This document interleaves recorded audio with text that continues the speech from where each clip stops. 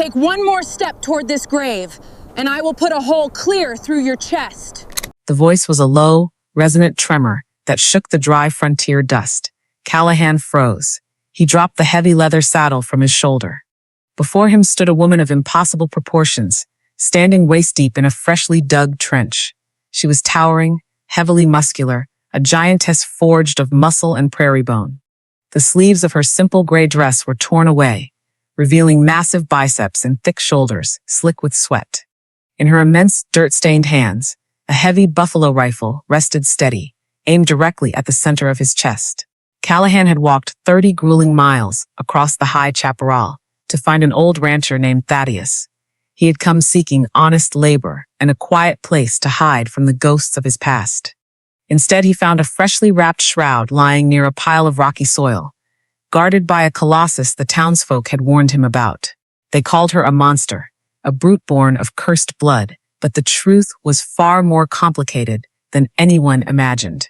Do you think a person can be judged entirely by the shape of their shadow? Stay until the ache. Stay until the end. And please like and comment where you are watching from to see how far this story travels. What happened next would change both of their lives forever. Callahan slowly raised his calloused hands, keeping his palms open and visible. He did not speak. He merely watched her. The blazing afternoon sun beat down upon the desolate ranch, baking the air until it shimmered in heat waves over the scrub grass. The wooden structures behind her were weathered, leaning against the relentless prairie wind. Everywhere he looked, he saw the signs of grueling labor. The property was a testament to sheer, unrelenting physical endurance. Yet, this woman remained standing amidst the ruin of her solitary world. Beneath the wild mane of light brown hair, clinging to her damp forehead, her resolute face was a portrait of sheer devastation.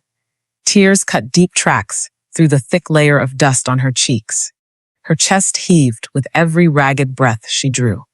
The town had promised him a vicious beast. They did not tell him the beast was weeping. I am not here to cause you harm. Callahan kept his voice low. A steady baritone meant to calm a spooked mustang. I came looking for Thaddeus. The heavy rifle did not waver. Her grip tightened on the worn wooden stock. The muscles in her forearms corded like thick hemp rope, vibrating with pent-up adrenaline and despair. Thaddeus is gone. Her voice cracked, betraying the profound grief tearing through her immense frame. And you have no business here. Turn around. Walk back the way you came. Callahan glanced down at the canvas-wrapped figure resting beside the trench. The old man was frail, a stark contrast to the towering woman guarding his final resting place. The grave was only half finished. The earth here was unforgiving, packed with dense clay and jagged shale. It was a brutal task for any crew of men, let alone a single grieving soul working without rest. You cannot dig through that bedrock alone. Callahan lowered his hands just a fraction. The sun will set in an hour. The coyotes will come down from the ridge. You know they will. I am not afraid of coyotes. She ground her teeth together. Her jaw set in a hard, stubborn line. I know you are not. Callahan nodded slowly, his sharp, observant eyes mapping the exhaustion written in the slump of her broad shoulders. But you are entirely exhausted. You have been digging since dawn, maybe earlier. He was a man who spoke little, but he understood the weight of sorrow. For his entire life, Callahan had drifted from camp to camp, a silent protector to many, yet a man who belonged to no one. He knew what a cornered, heartbroken creature looked like. He saw past the terrifying height, the intimidating bulk, and the wild, rugged exterior. He saw a woman terrified of losing the only family she had ever known. Leave, she commanded, though the tremor in her voice grew more pronounced. I will not. Callahan took one deliberate, measured step forward. The heavy hammer of the rifle clicked back. The sharp, metallic sound echoed cleanly across the quiet valley, cutting through the oppressive summer heat. I am warning you. She planted her chunky leather boots deeper into the loose dirt of the trench. I will shoot you. Then shoot me. Callahan did not flinch. He did not break eye contact. He unbuttoned the cuffs of his weathered work shirt and slowly rolled the sleeves up over his forearms. But if you miss, or if you only wing me, I am picking up that shovel. A good man deserves a deep grave, and you cannot give him one with your hands trembling like that. The silence that followed was absolute. The wind died down, leaving nothing but the ragged sound of her breathing. She stared down the barrel of the rifle, her gentle eyes warring with the fierce, protective instinct that kept her isolated from a cruel world. The people in the town always ran from her. They threw stones, they whispered behind their hands. Yet, this towering, rugged stranger, with his slightly unkempt dark hair and quiet strength, merely stood there, offering something she had never received from any outsider: grace. Callahan took another step forward. His leather boots crunched against the dry weeds. He kept his gaze entirely fixed on her face, ignoring the deadly weapon aimed at his heart. He understood the immense risk he was taking. One twitch of her finger, and his wandering days would reach a violent, abrupt end. "I do not want your help." Her voice dropped to a broken whisper. A fresh wave of tears spilled over her eyelashes, falling quietly onto the dusty barrel of the gun. Sometimes, we do not get to choose who helps us. Callahan stopped at the very edge of the grave. The canvas shroud lay between them, a silent witness to the tension crackling in the sweltering air. Sometimes, help just arrives. He slowly reached down and picked up the second shovel, resting near the mound of dirt. The iron handle was warm from the sun. He looked up at Elowen. She was a magnificent, tragic sight, a misunderstood giantess caught in a world entirely too small and cruel for her immense heart. She adjusted her stance in the dirt. Her finger tightened over the trigger. The knuckles of her massive hands turned completely white. Callahan held the shovel, waiting to see if his life would end in the dust, or if he had finally found a place where his quiet strength might serve a purpose. The rifle remained leveled at his chest, unyielding and deadly. Will the giantess pull the trigger? Or will she lower her defenses and let a stranger walk into her shattered world? The heavy rifle trembled for a fraction of a second. Then, slowly, the long iron barrel dipped toward the dry earth. Elowen lowered the weapon, the fierce defiance draining entirely from her massive frame. She eased the hammer forward with a dull, metallic click. She did not offer a single word of surrender, but her defensive posture melted away into profound, bone-weary grief. She turned her broad back to Callahan, lifting her iron shovel once again. Callahan did not waste the quiet permission she granted him. He stepped down into the shallow trench, driving his own spade deeply into the stubborn dirt. For the next 2 hours, the only sounds in the desolate valley were the harsh scraping of metal against bedrock and the heavy, rhythmic breathing of two powerful people. The labor was brutal, punishing work. The ground beneath the topsoil was an unforgiving matrix of baked clay and jagged shale. Every thrust of the shovel sent violent shocks, radiating up their forearms. The oppressive summer heat hung heavy in the windless air, pressing down upon their shoulders like a physical weight.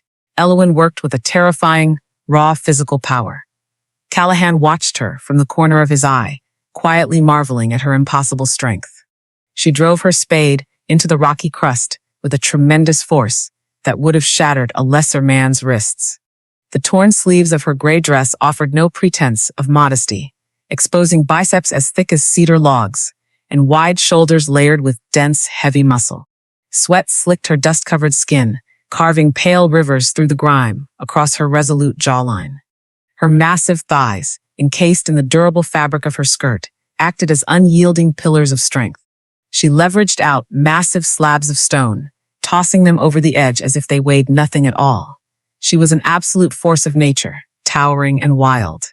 Yet, beneath that overwhelming, intimidating exterior, Callahan witnessed a profound gentleness. She never allowed a single clump of stray dirt to scatter near the canvas shroud resting on the grass. The wisest storytellers know that true trust is rarely forged through spoken promises. Trust is built in the quiet spaces between the suffering of shared burdens. Callahan did not attempt to offer empty platitudes. He did not tell her that the pain would eventually fade, because they both knew it would not. He simply stayed by her side, lifting the heavy earth, matching her grueling pace, until his own calloused hands began to blister and bleed. Slowly, Elowen stopped waiting for him to quit. She had spent her entire life watching men recoil from her massive stature. The townspeople treated her like a slow-witted beast of burden, demanding her labor while mocking her existence.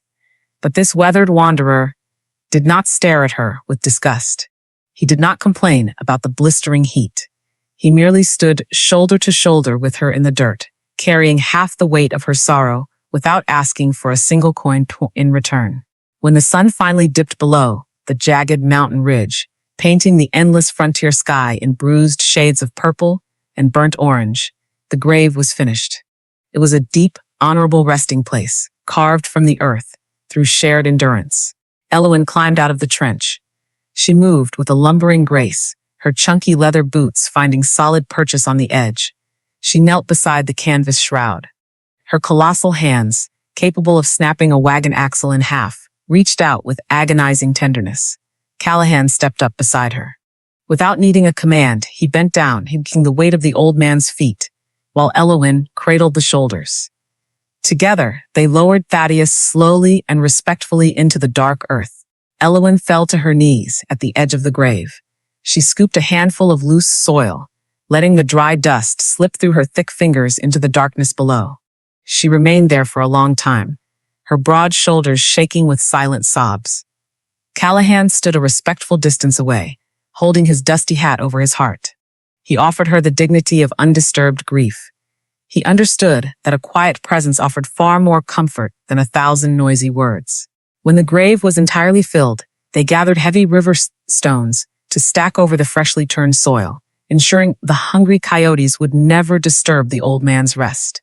By the time they finished, the cool night air had settled over the high pasture. The stars emerged, scattered like silver dust across the vast black canopy. Elowen wiped her dirty brow with the back of her wrist. She picked up her heavy buffalo rifle, carrying it effortlessly in one hand.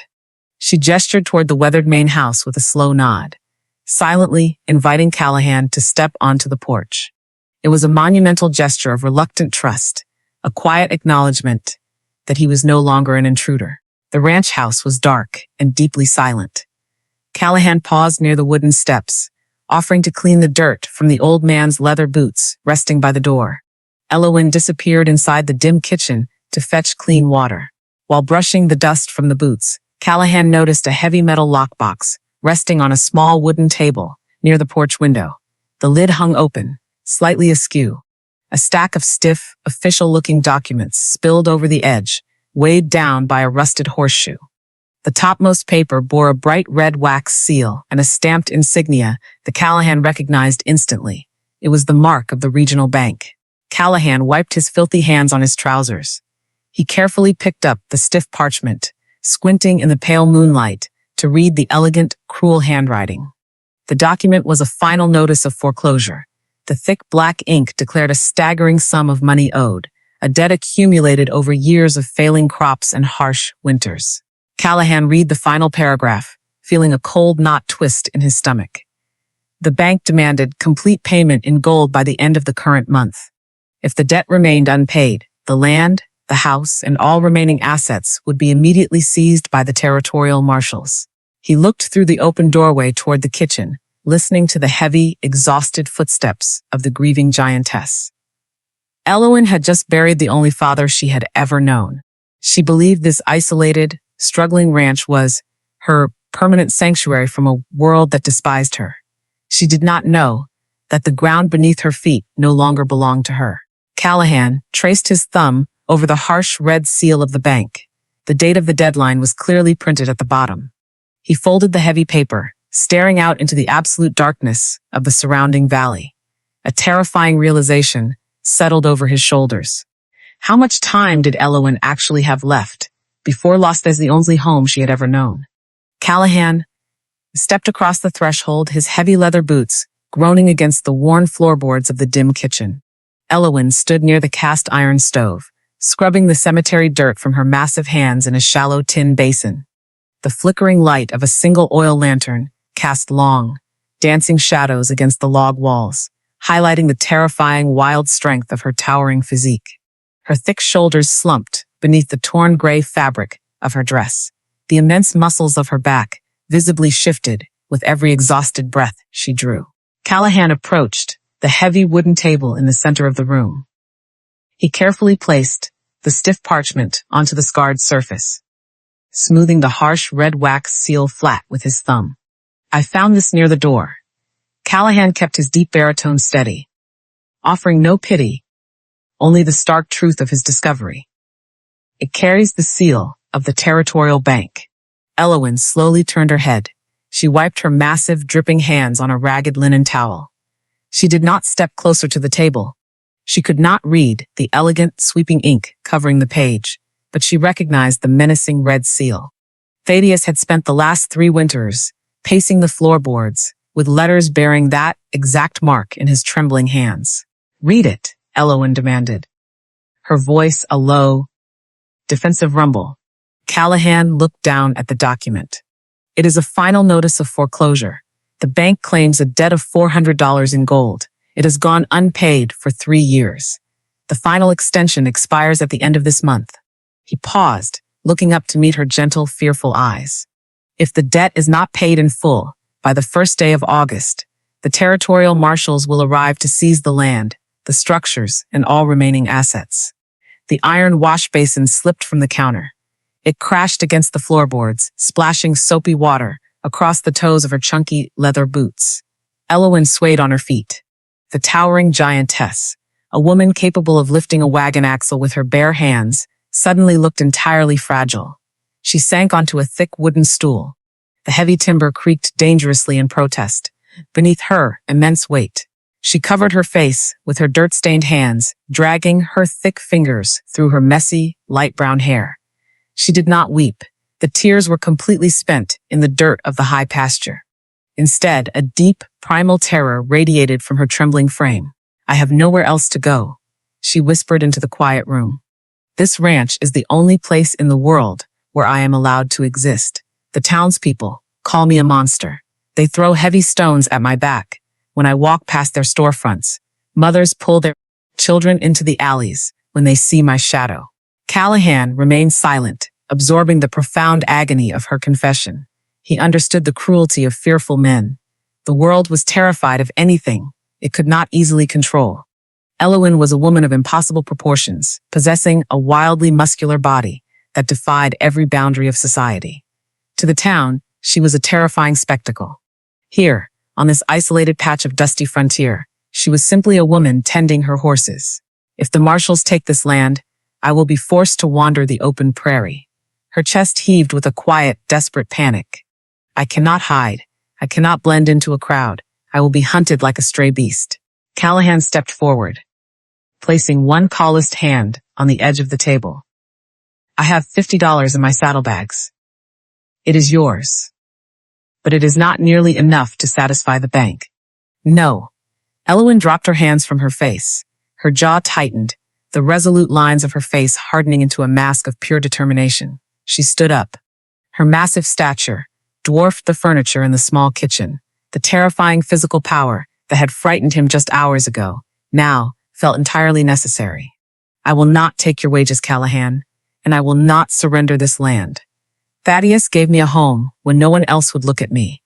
I will not let the bank steal his legacy." She walked toward the small window, staring out into the absolute darkness of the vast valley. "There is a hidden canyon 10 miles north of this ridge." Elowen spoke slowly, the tremor leaving her voice completely. "A herd of wild mustangs shelters there during the harsh summer heat. The military cavalry depot is buying strong, unbroken horses at the regional auctions next week. They pay $30 a head for solid stock." Callahan frowned, immediately recognizing the lethal danger of her desperate plan. Mustangs are entirely unpredictable. Capturing a wild herd in open country requires a crew of 10 seasoned riders. You cannot do it alone. The terrain is brutal, and the animals will fight to the death to defend their freedom. "I am not alone." Elowen turned back to face him, her gentle eyes piercing through the dim lantern light. "I have you." Callahan stared at her. He was a wandering farrier, a man who built his life on avoiding entanglements and escaping responsibility. He owed this giantess absolutely nothing. He could easily saddle his horse at dawn, ride away, and leave her to fight the bank and the wild horses by herself.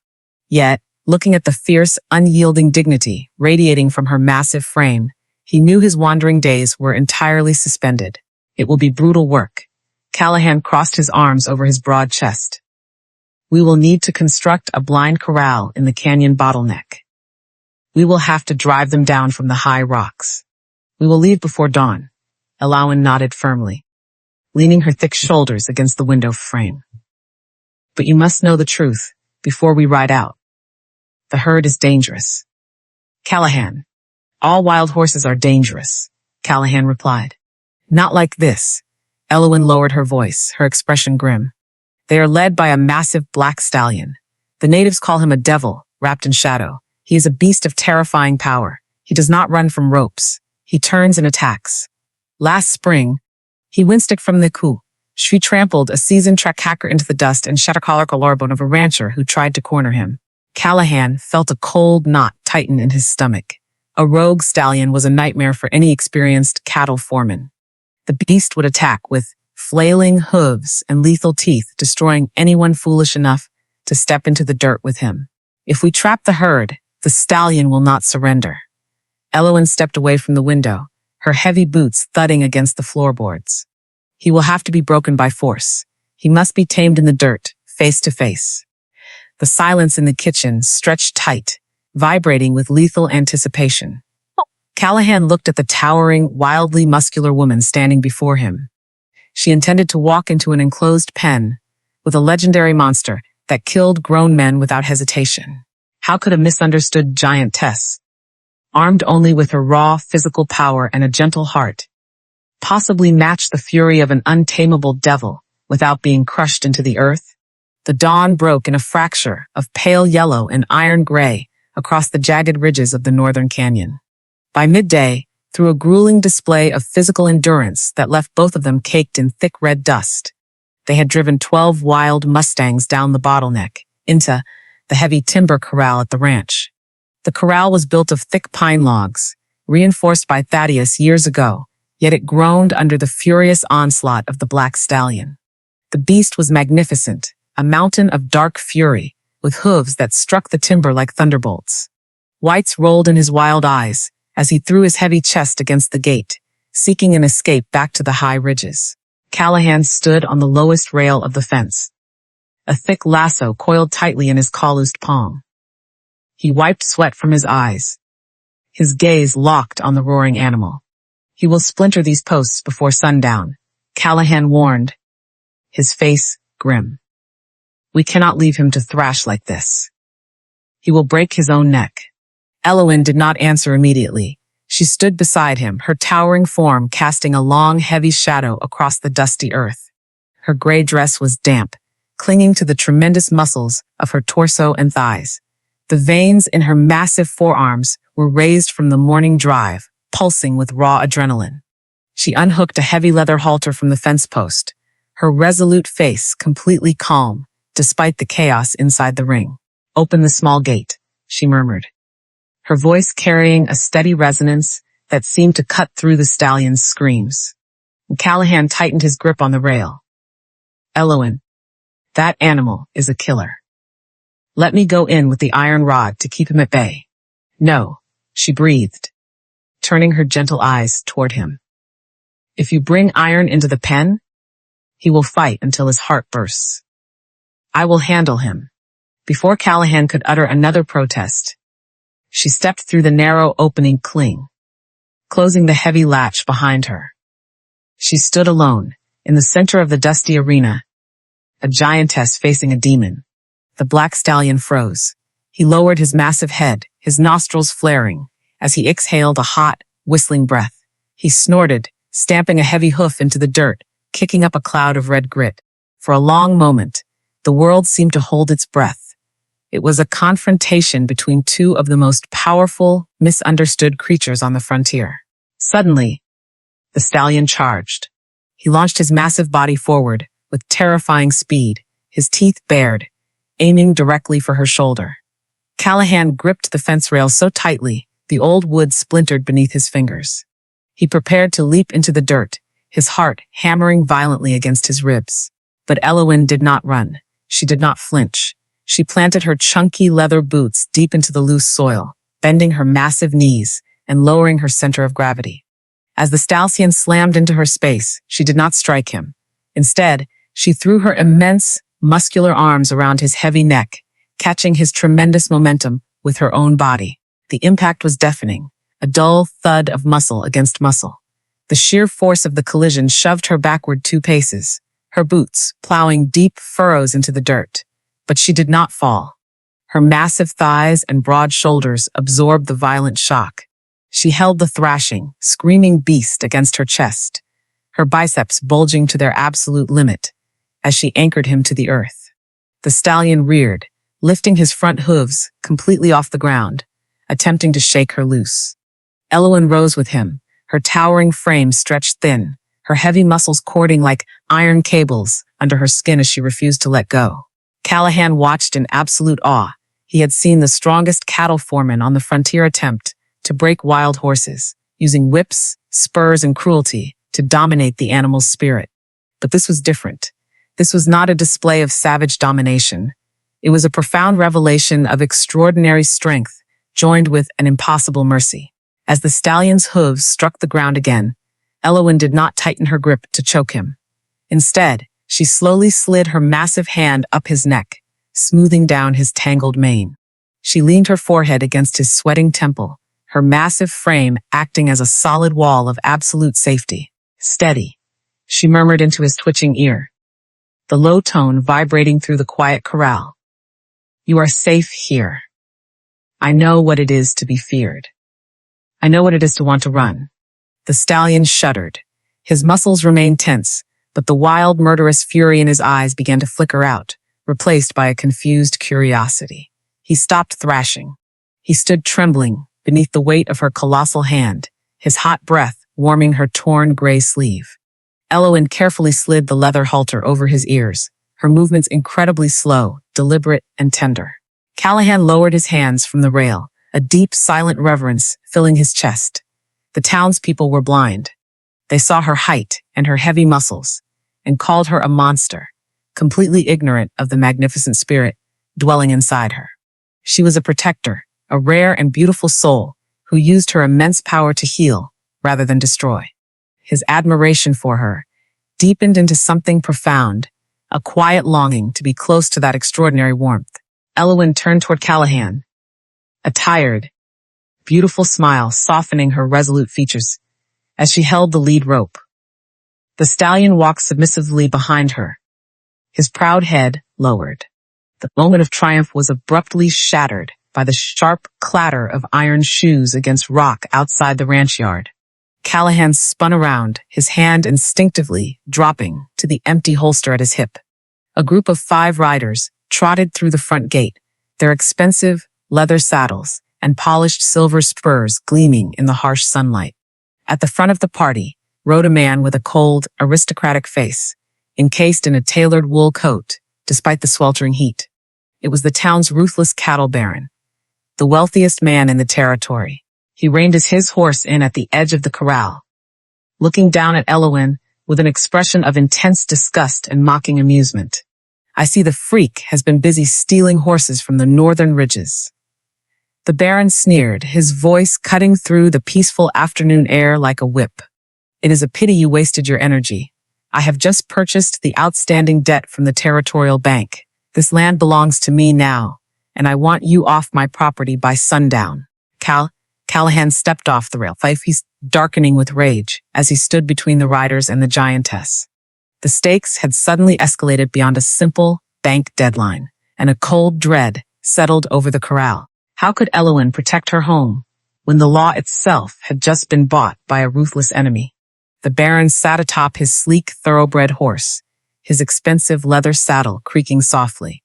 His cold, pale eyes swept over the dirt corral, landing on Elowen with an unmistakable expression of profound disgust. The 4 hired riders behind him shifted their positions, their hands resting casually near the holsters at their hips. They looked at the towering woman as if she were a wild animal, rather than a grieving human being standing on the land she called home. "You are a strange sight, girl," the baron sneered, his voice cutting through the still afternoon air. "The people in town told me old Thaddeus had taken in a stray monster, but I had to see it for myself.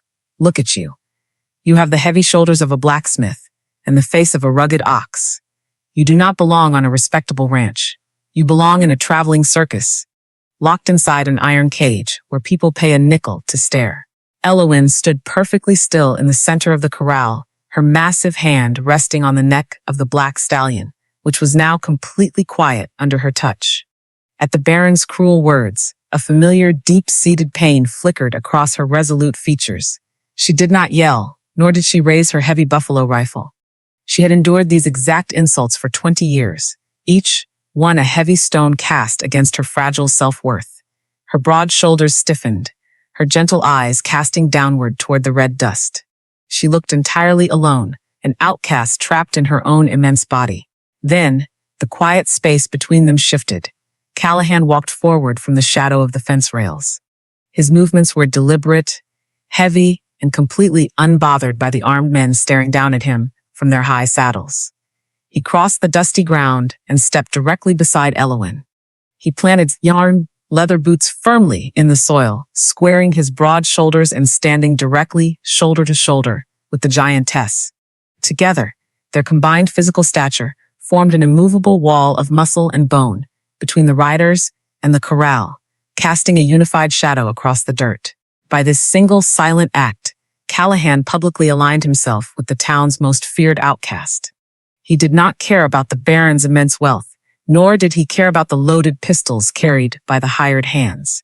He chose his side without a single shred of hesitation. Elowyn glanced at him from the corner of her eye, a sudden wave of confusion and profound relief washing over her face.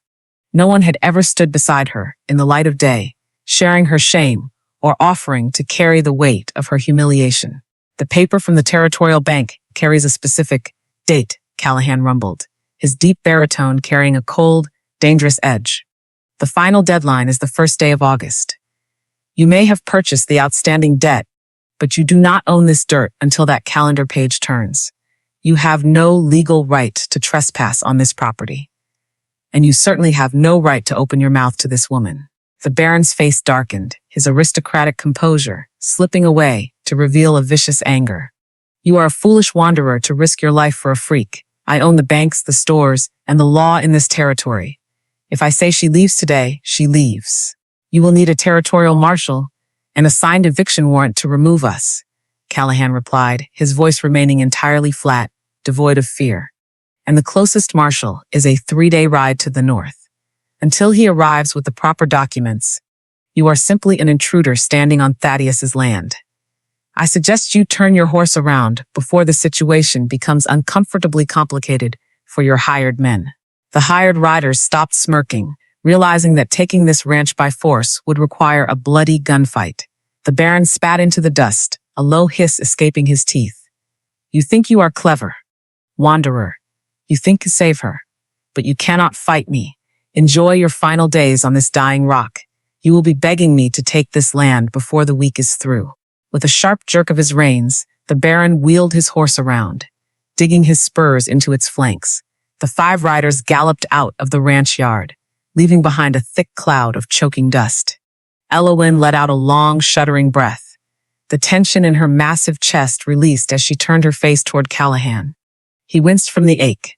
For the first time in her life, she had witnessed someone standing in front of her to absorb the blows of the world, providing an overwhelming sense of emotional safety that melted the icy walls of her isolation.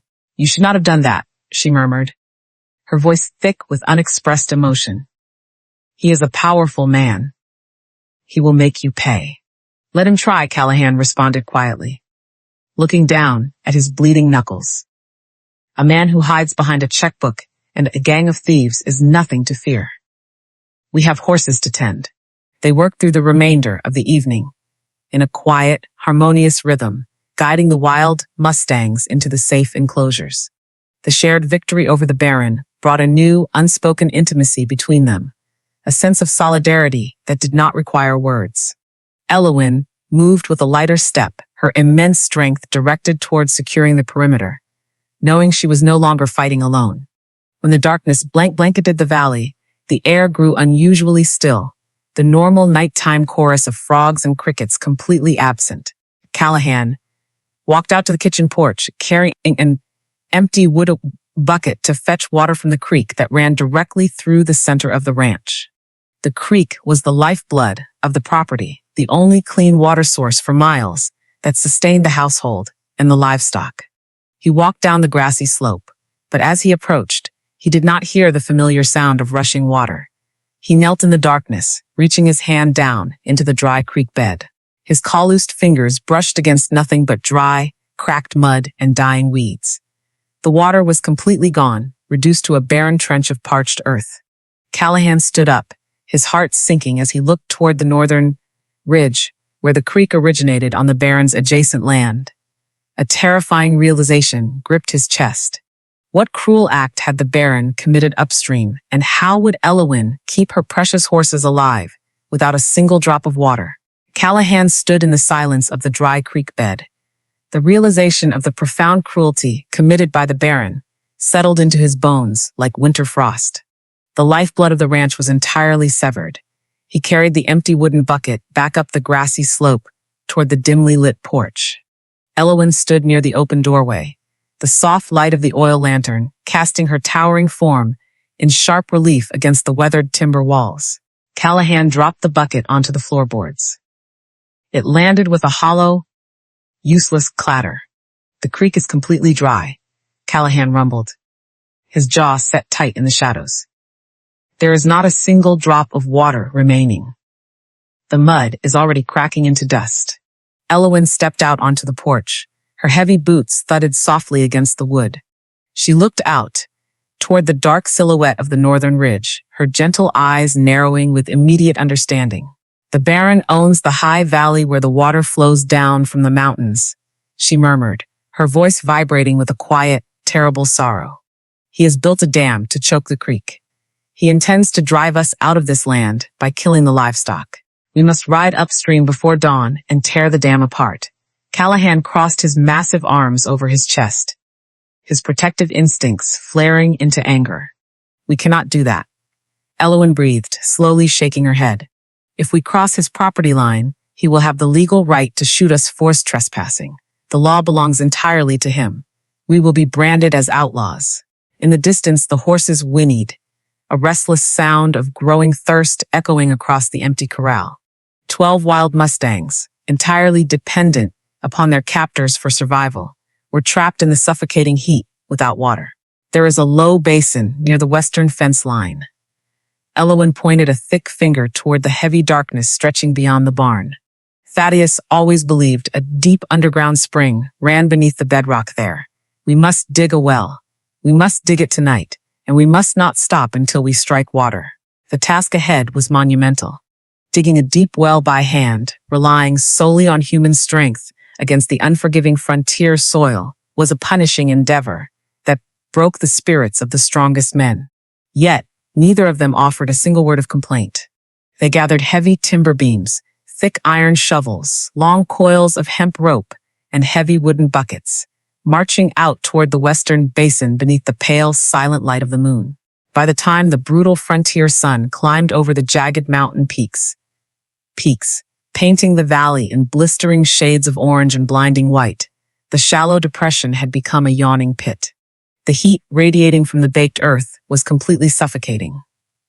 The air grew incredibly thick and heavy, settling over the deep trench like a heavy woolen blanket that trapped their ragged breath. Elowyn pushed her towering, wildly muscular body to the absolute breaking point.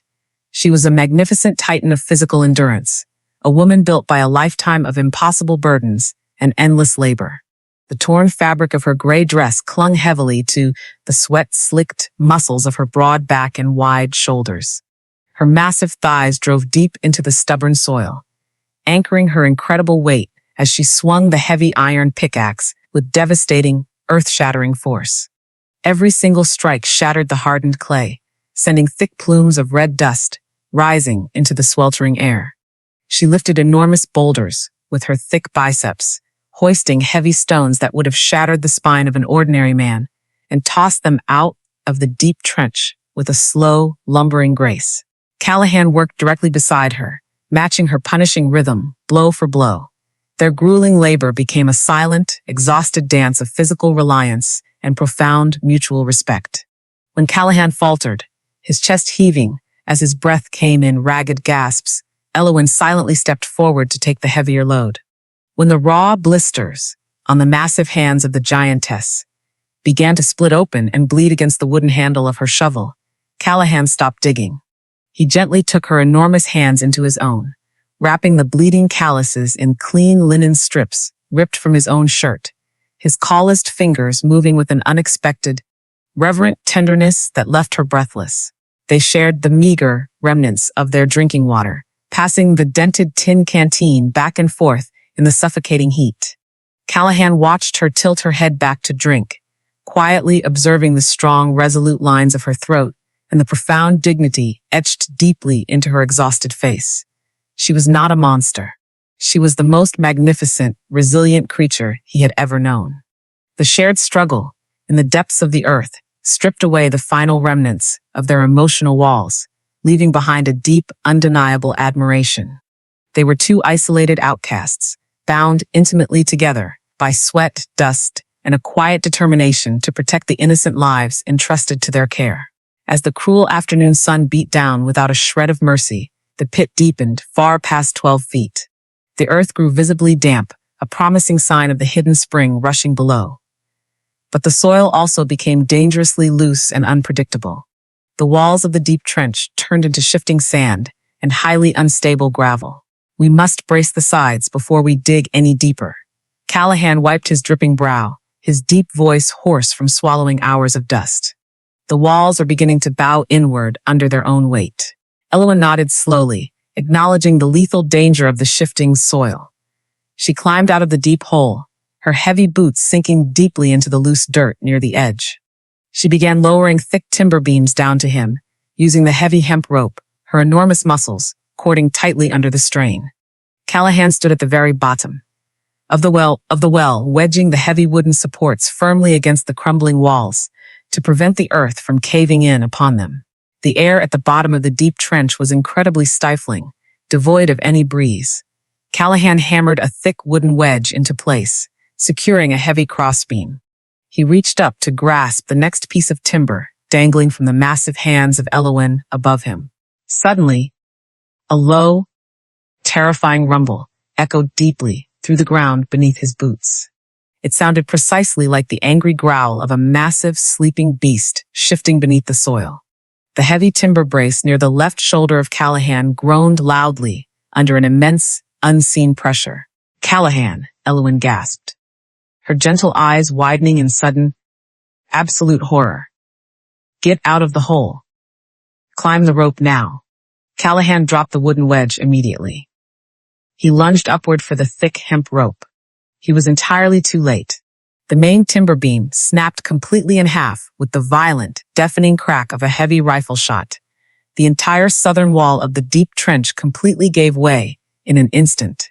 A massive, unstoppable wave of loose gravel, heavy clay, and violently splintered timber cascaded downward directly into the narrow pit. Callahan vanished completely beneath the terrifying avalanche of collapsing earth. The violent roar of the falling dirt was deafening, rapidly choking the open trench in a thick, suffocating cloud of blinding red dust. The ground shuddered violently one final time before settling into a terrifying, absolute silence. Elowyn fell hard to her knees at the very edge of the collapsed pit. The bottom of the well was completely buried under hundreds of pounds of dense dirt, heavy rock, and shattered wood. There was absolutely no movement. There was not a single sound reaching the surface. The quiet wanderer, who had bravely stood, shoulder to shoulder with her, against the absolute cruelty of the world, was buried alive in the suffocating darkness. Will the giantess be able to claw through the heavy earth in time? Or will the silence of the collapsed well permanently steal the only person who ever truly saw her incredible worth? The silence of the collapsed well was more terrifying than the roar of the earth falling. Elowyn froze for a heartbeat, her world narrowing to the jagged hole in the ground where Callahan had stood only seconds before. The terror that gripped her was not the cold, intellectual fear of the unknown.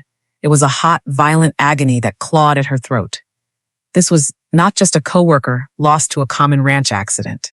This was the first man who had looked past her massive stature, the first person who had not recoiled from the raw power of her muscles, the man who had stood between her and a ruthless baron without asking for anything in return. She did not scream. She did not waste a second on panic. With a low, guttural sound of pure, unadulterated desperation, Elowyn threw herself onto the loose mound of dirt. Her massive hands plunged into the earth like iron talons. She did not use a shovel. She did not have time. She tore at the heavy, shifting clay with her bare fingers, her nails digging into the grit until they bled. Every muscle in her body, from the dense cords of her neck to the powerful, thick pillars of her thighs, engaged in a singular, violent effort. She was a giantess unleashed. She moved with a strength that bordered on the impossible, casting aside boulders and heavy wooden beams, as if they were nothing more than dry leaves. Her biceps strained until they seemed ready to split the skin, pulsing with a frantic, desperate rhythm. She tossed heavy clods of dirt over her shoulders, with such velocity that they scattered 10 feet away, her breath coming in harsh, ragged sobs that sounded like the tearing of metal. "Callahan!" she cried out. Her voice, a raw, broken plea that echoed against the sides of the trench. "Callahan! Breathe." She hit a barrier of splintered timber, a portion of the crossbeams that had failed. She gripped the rough wood, the serrated edges, biting deep into her palms, and wrenched it upward with a roar of exertion that shook the very ground. She felt her muscles lock, her skeletal structure groaning under the sheer, unnatural weight, but she did not let go. She ripped the wood free, throwing it aside, and plunged her hands back into the darkness. There. A hand. It was limp, covered in thick, suffocating dust, buried beneath a heavy layer of silt. Elowyn's heart nearly stopped. She grabbed his wrist, her colossal hand easily encircling his entire forearm. She felt a faint, thready pulse. He was alive. With a surge of adrenaline that surpassed anything she had ever known, Elowyn cleared the remaining dirt from his face and chest. She gathered his limp frame into her massive arms, bracing her feet against the sides of the trench, and hauled him upward. She felt the heavy, dead weight of him, but it was a feather compared to the emotional weight she had been carrying her entire life. She dragged him out of the hole and collapsed onto the grass, clutching him against her heaving chest. Callahan's face was deathly pale, his dark hair matted with red clay. He gasped, his chest fluttering as he struggled to pull air into his bruised lungs. A deep, jagged cut ran along his forehead, weeping dark blood, and his shoulder hung at an awkward, unnatural angle. He was shivering violently, his body going into shock. "Callahan, please," she whispered, her voice trembling as she pressed her forehead against his. The towering woman, usually so stoic and physically imposing, was entirely shattered. She felt a profound, terrifying fear of loss, a realization that her own life would have no meaning if he were gone. She held him tightly, her massive protective frame shielding him from the very wind. "You must look at me. Open your eyes. Do not leave me in this silence." His eyes fluttered. The sharp, observant gaze he usually possessed, now clouded and unfocused. He let out a weak, rattling groan. The support beam. It does not matter. She brushed a streak of dirt from his temple with agonizing tenderness. "You are here. You are here." He was badly injured, his fever already beginning to spike as the trauma of the collapse took hold of his weathered body. Elowyn stood, lifting his heavy unconscious weight as if he were a child. She carried him toward the house, her massive legs eating up the ground with wide, powerful strides. She laid him onto the thin mattress in her room, the only bed in the house, and stripped away his dusty, ruined shirt. As she worked to clean his wounds with the last of the water from their canteen, she realized the devastating truth. His ribs were crushed, and he was suffering from deep internal bruising. He needed medicine, and he needed a doctor's poultice to prevent the infection from taking his life. There was no such medicine on the ranch, and the nearest town was a day's ride across the rugged, unforgiving prairie. A town that already despised her. A town where the people would look at her massive, mud-covered frame and see nothing but a monster. She looked at Callahan's broken form. The fear of loss that had driven her to rip the earth apart now solidified into a cold, hard resolve. She would go into that hornet's nest. She would endure their whispers, their stones, and their cruel, hateful stares. She would humble her towering frame before the apothecary, doing whatever was necessary to save the man who had given her a reason to keep living. She stood by the bed, her hands hovering over his battered chest, her massive silhouette cast against the wall by the dying light of the sun. The ranch was silent. The mustangs in the corral whinnying for water they did not have, and the Baron surely watching from his high ridge, waiting for the final collapse of their hope. Eowyn turned toward the door, her face a mask of iron. She would ride into the town alone. But as she reached for her rifle, she realized that she was not just carrying the weight of her own survival anymore. She was carrying the heartbeat of the only person who had ever chosen to stand by her side. Will the town deny her the medicine she needs? Or will she find a way to break through their wall of prejudice to save the man who finally gave her a place to belong?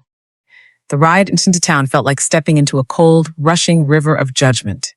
Eowyn urged her horse forward, the rhythm of the animal's gait jarring against the deep, rhythmic ache in her own bruised muscles.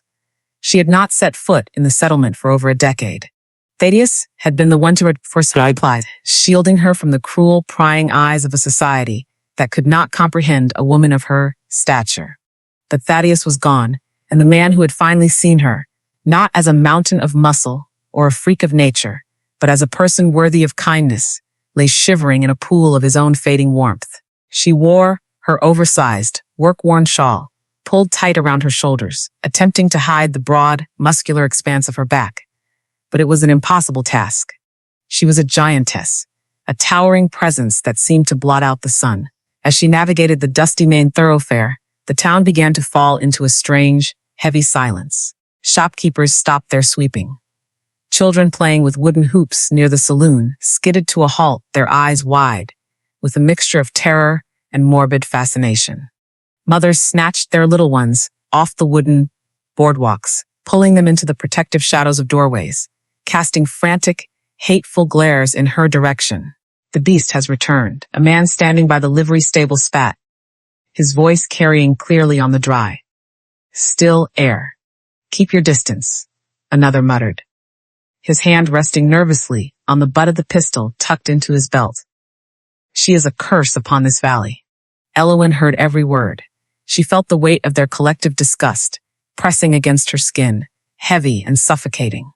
A younger version of herself would have turned the horse around, retreating back to the sanctuary of the ranch to weep in the dark. A younger version of herself would have believed their lies, believing she was truly the monster they described. But she kept her gaze fixed on the road ahead. She held the reins with hands that had clawed through rock and timber to save a life, and that purpose anchored her. She was not here for herself. She was here for Callahan. The memory of his calloused fingers wrapping the linen around her wounds burned in her mind, a fire that kept the coldness of their hatred from reaching her heart. She reached the apothecary's shop, a small, weathered building with glass bottles gleaming in the front window. She tethered her horse to the iron ring and climbed onto the boardwalk. The wood groaned beneath her weight, a protest that made several bystanders retreat another few paces. She reached for the heavy iron handle of the door, her massive fingers trembling slightly, not from fear, but from the desperate, frantic need to provide the medicine that would pull Callahan back from the edge of the abyss. The bell above the door chimed a thin, lonely note as she stepped inside. The air was thick with the scent of dried herbs, camphor, and expensive tinctures. The apothecary, a thin, gray-haired man with spectacles perched on the end of his nose, looked up from his ledger. As his eyes traveled upward, taking in her towering height, her wild, tangled hair, and the rugged, torn clothes that exposed the dense, powerful muscles of her frame, his expression shifted from professional curiosity to frozen, absolute revulsion. "I have no bread, and I have no charity for your kind," the man barked, his voice cracking with an edge of defensive malice. He reached under the counter, his fingers curling around a wooden club. "I do not seek charity," Eowyn responded, her voice a deep, resonant rumble that seemed to vibrate against the apothecary's shelves. She kept her posture slumped, trying to make herself smaller, trying to make herself less threatening. I have coin. I require medicine. Laudanum, arnica, and clean linen strips for a man with crushed ribs and a fever. The apothecary sneered, his lip curling back to reveal yellowed teeth. You bring a man to the brink of death. And now you come here to finish the job? I know who you are. You are the giantess who lives on the old Thaddeus ranch. You are a bad omen. You bring nothing but ruin. He is injured, Elowen persisted, her restraint thinning. He collapsed while helping me work the land. He is dying. Please. I am willing to pay double the price. I will not sell to you. The man stood his ground, pointing a shaking finger toward the door. You are not welcome in this shop. You are not welcome in this town. You should have been run out of these hills years ago. Every day you remain, you poison this place with your presence. Elowen felt the heat of shame rising in her chest, a stinging, familiar fire. He was not looking at her pain. He was not looking at her desperation. He was looking at her size, her shape, her existence, and deciding that she did not deserve the basic mercy of healing. She felt the heavy urge to lash out, to smash the counter to splinters, to show him exactly what a monster was capable of. The power coiled in her legs, ready to unleash. But she thought of Callahan. She thought of his quiet, steady gaze. She thought of the way he had stood beside her, against the Baron, offering his strength when she had nothing left to give. If she caused a scene, if she broke the law, she would be branded a criminal. The marshal would be called. The ranch would be lost. Callahan would die. She stood in the center of the shop, her colossal frame casting a long, dark shadow over the apothecary's expensive wares. She was a giantess, caught in a cage of social expectation, forced to endure the cruelty of a man who held the keys to life and death in his narrow, grasping hands. I am begging you, she murmured, the plea tearing at her throat. He's a good man. He deserves a chance. He is a fool for associating with a creature like you. The apothecary slammed a heavy ledger shut, the sound echoing like a gavel. Get out, before I call the sheriff and have you dragged to the county jail. Elowen turned slowly, her heart sinking into a pit of cold, jagged despair. She walked out into the harsh afternoon sun, the jeers of the townspeople rising to greet her like a physical blow. She stood on the boardwalk, empty-handed, the medicine she needed, locked behind a wall of prejudice she could not break with muscle alone. Callahan was waiting in the silence of the ranch house, his fever rising with every passing minute, his life slowly slipping away. She walked toward her horse, the weight of her failure crushing her spirit, more than any physical burden she had ever carried. She had risked everything to come here, and now she had nothing to offer him but her own grief. How could she return to the ranch and watch him fade away, knowing that the only thing standing between him and salvation was her own inability to be anything other than what the world believed her to be? Elowen stood on the dusty boardwalk, her massive frame trembling with a mixture of rage and overwhelming defeat. She had failed. The town had won. She took one step toward her horse, her heart heavy as lead, believing she would have to ride back to the ranch and watch Callahan fade into the silence of the high pasture. She reached into the deep pocket of her skirt, her fingers brushing against the cold, smooth metal of a small, heavy object. It was the gold pocket watch. Thaddeus had given it to her on her 18th birthday, a singular, precious heirloom he had saved from his own youth, before the droughts and the debt had stripped him of everything else. He had pressed it into her oversized palm, his eyes bright with the pride that few others in the world had ever offered her. It was the only thing of material value she possessed. It was a piece of her history, a testament to the man who had found her as a toddler at the edge of his property and chosen to raise her as his own daughter. Regardless of the whispers of the town, she pulled the watch from her pocket. The golden surface caught the afternoon sun, gleaming with an elegant, timeless light. It represented her safety, her connection to the only person who had ever truly loved her. Elowen looked at the medicine shop, then back at the watch. She thought of Callahan. She thought of the way he had stepped between her and the Baron, the way he had braved the dirt and the dark to help her dig a well, and the way he had looked at her, not with judgment, but with quiet, unwavering respect. A watch was a treasure, but it was just metal and glass. A life was something else entirely. The resolve that settled into her bones was iron hard. She turned back, her heavy boots thudding against the wooden boards, with renewed, thunderous purpose. She did not hesitate. She did not lower her head. She shoved the door of the apothecary's shop open with such force that the bell above it rang frantically, a discordant alarm that made the man behind the counter jump. "I am not finished," Elowen announced. Her voice a deep, resonant rumble that commanded the space. The apothecary sneered, his hands resting on the counter, as if he were ready to defend his kingdom. "I told you to leave. I will not repeat myself." Elowen did not speak. She stepped to the counter, her towering shadow engulfing the small shop. She placed the gold pocket watch onto the glass surface. It landed with a heavy, satisfying clink. The gold gleamed under the oil lamps, casting dancing reflections against the apothecary's startled face. He stared at the object, his greedy eyes widening. He reached out, his long, spindly fingers hovering over the gold, his resistance melting away like frost in a kiln. "This is solid gold," he whispered, his voice losing its sharp, hateful edge, replaced by a low, vibrating hunger. "It is worth 10 times the cost of the medicine," Elowen replied, her gaze fixed steadily on his. "It is my history. It is the only valuable thing I own. I give it to you for the laudanum, the arnica, the linen, and the willow bark poultice."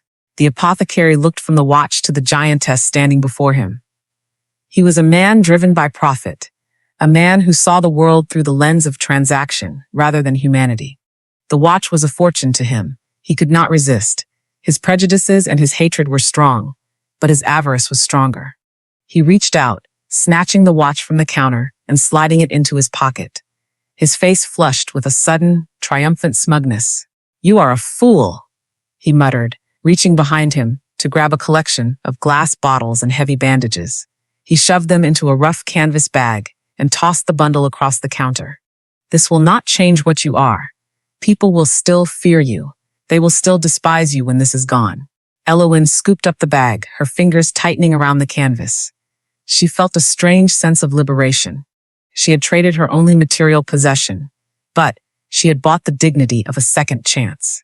She looked at the man, who was already admiring the weight of the stolen watch in his pocket, and she felt a sudden, powerful clarity. She was not a monster. The man who would trade a life for a bit of gold. That was the creature to be feared. "Keep it," she said, her voice quiet and steady. "It was never the gold that made me who I am." She turned and walked out of the shop. As she stepped onto the street, the air felt different. The townspeople were still watching, their whispers still fluttering like moths in the dark, but their judgment no longer had the power to pierce her skin. She had done what was necessary for the person she loved, and, in doing so, she had shed the shame she had carried for 20 years. She climbed onto her horse, securing the bag of medicine against her saddle, and kicked the animal into a gallop. The ride back to the ranch was a blur of wind and determination. The sun had dipped below the horizon, and the stars were beginning to emerge, cold and indifferent in the vast expanse of the prairie. Her muscles ached with a deep, throbbing fatigue, but the adrenaline fueling her spirit kept her upright. She imagined Callahan's face. She imagined him waking, his fever broken, his steady gaze finding hers in the dim light of the ranch house. The path wound through the high grass and the rocky outcrops of the valley. She knew every turn, every dip in the terrain. She could see the silhouette of the ridge, the familiar outline of the barn, and the distant, dark shape of the main house. But as she topped the final rise that overlooked the ranch yard, her breath caught in her throat. A thick, roiling plume of black smoke billowed upward into the night sky, illuminated from beneath by a bright, angry orange glow. The main house was not merely burning. It was consumed in a raging, all-encompassing inferno. The flames licked at the dark sky, casting long, frantic shadows across the empty corral, where the mustangs ran in panicked circles, their cries muffled by the roar of the fire. Elowen did not think. She did not breathe. She spurred her horse forward, the animal sensing her terror and bolting into a full, desperate run. The ranch house, the only place she had ever been safe, the place where Callahan was lying, injured and defenseless, was turning to ash before her eyes. How could she possibly reach him in time to drag him from the ruin? And who? or what had started the fire that was currently incinerating her life. The inferno roared with a savage, hungry intensity, turning the midnight sky into a bruised canvas of orange and charcoal. Elowen did not pause. She did not consider the danger. The terrifying heat radiated outward, singing the hair on her arms and blistering the air in her lungs. But she threw herself directly into the wall of flame. The front porch collapsed in a shower of sparks, blocking the main path. She did not veer away. She slammed her massive, powerful shoulder against the side of the heavy oak door, the wood splintering inward with a violent crack that rivaled the thunder of the burning rafters above. She moved through the choking smoke, with the instincts of a desperate creature, protecting its kin. Her eyes watered, stinging and burning, but she peered through the haze, seeking the shape of the man who had traded his life for a moment of kindness.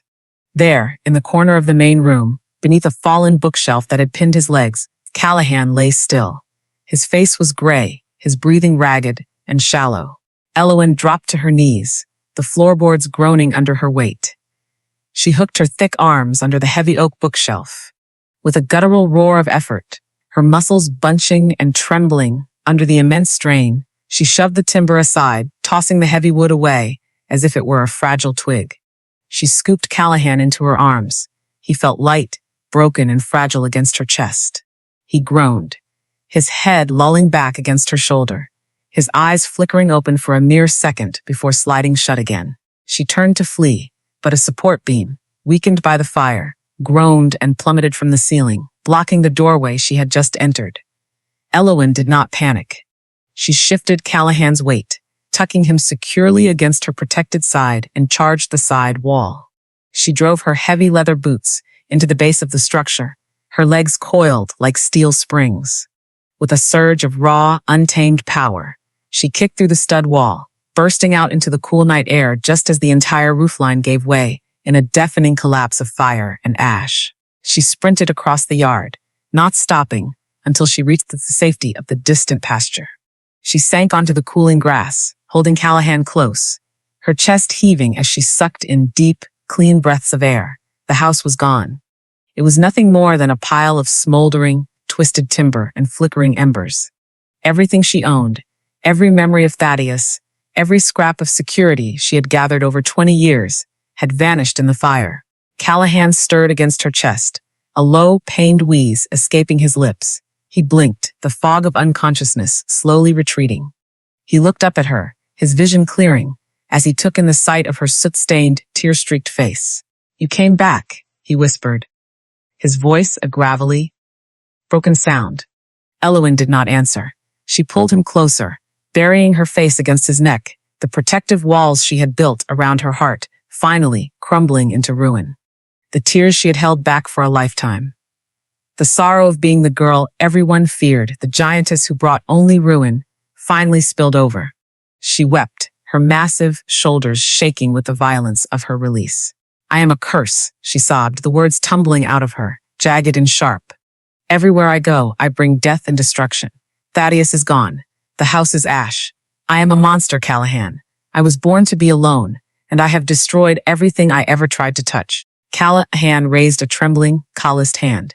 He hesitated for a fleeting moment, and then he reached out, pressing his palm firmly against her cheek. The touch was not tentative or hesitant.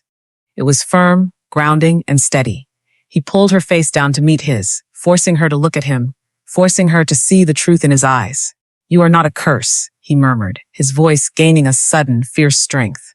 "You are the strongest, bravest soul I have ever known. You did not bring this fire. You did not cause the cruelty of the world.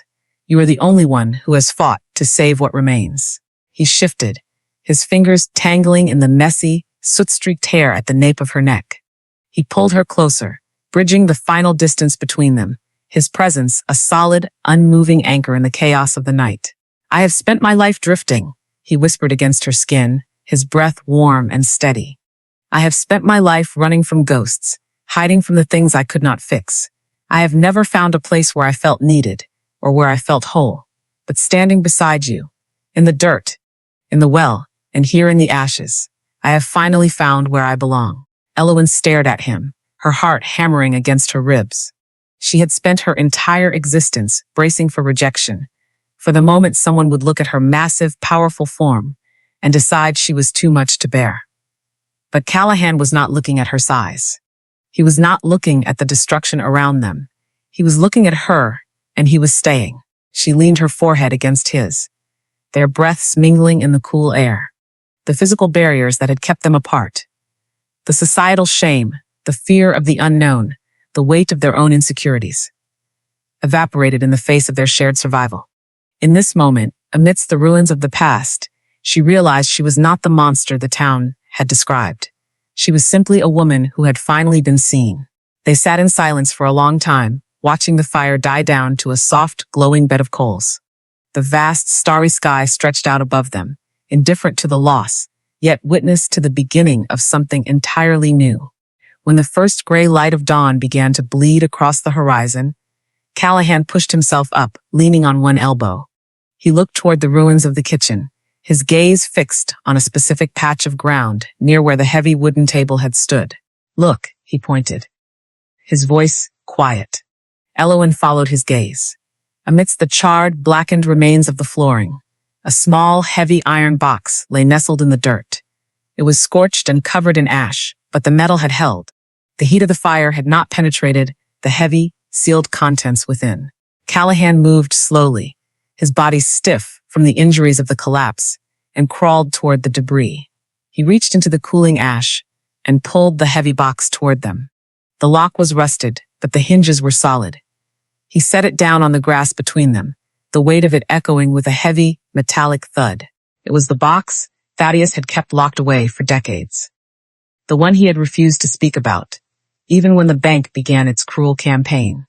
Elowen reached out, her massive hand hovering over the metal. Her heart pounded with a sudden, sharp anticipation. What could possibly be inside that had survived such a fire? And why had Thaddeus protected it so fiercely until his final breath? The morning air tasted of bitter charcoal and the cooling dampness of the high pasture. Elowen and Callahan sat amidst the smoking ruins of the ranch house, their forms huddled close together against the encroaching chill.